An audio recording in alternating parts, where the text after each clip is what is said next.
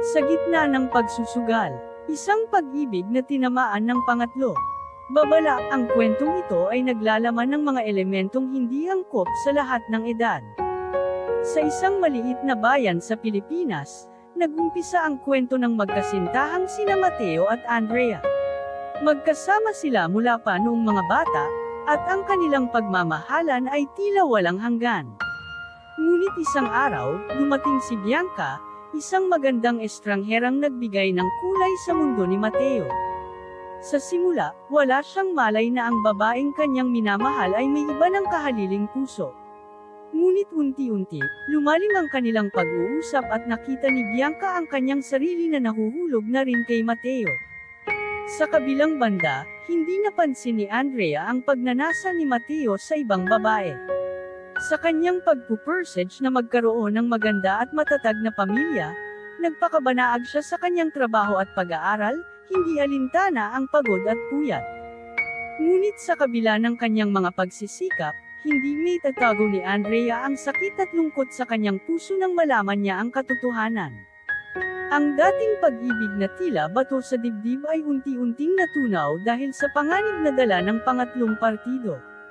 Sa gitna ng pag-aalinlangan at panganib, sino kaya ang pipiliin ni Mateo? Ang matagal ng kasintahan na handang magpakasakit para sa kanya, o ang bagong pag-ibig na may pangakong bagong simula? At kay Andrea, magpapatuloy ba siya sa pagmamahal na walang kasiguraduhan, o hahayaan niyang lumisan na ang taong minsan niyang pinangarap na makasama habang buhay? Sa isang bayan na puno ng mga himala at pagsubok, saksihan ang laban ng mga puso sa gitna ng pagsusugal, isang pag-ibig na tinamaan ng pangatlo. Sa paglipas ng panahon, nagtuloy-tuloy ang paglalakbay ng mga damdamin ng tatlong bida sa kwento. Nahulog si Mateo sa pagitan ng dalawang babae. Hindi niya maikakaila ang pagmamahal niya kay Andrea, ngunit hindi rin niya maipagkakaila ang mga nararamdaman niya kay Bianca. Sa tuwing kasama ni Bianca, tila lumilipad ang kanyang puso sa ligaya. Ngunit pagdating sa Andrea, nararamdaman niya ang pagsisisi at pangungulila sa kanilang nakaraan. Samantalang si Andrea, nanatiling tapat sa kanyang pag-ibig kay Mateo. Bagamat nasaktan at nabigo, patuloy pa rin siyang umaasang maaaring mabawi ni Mateo ang kanyang puso.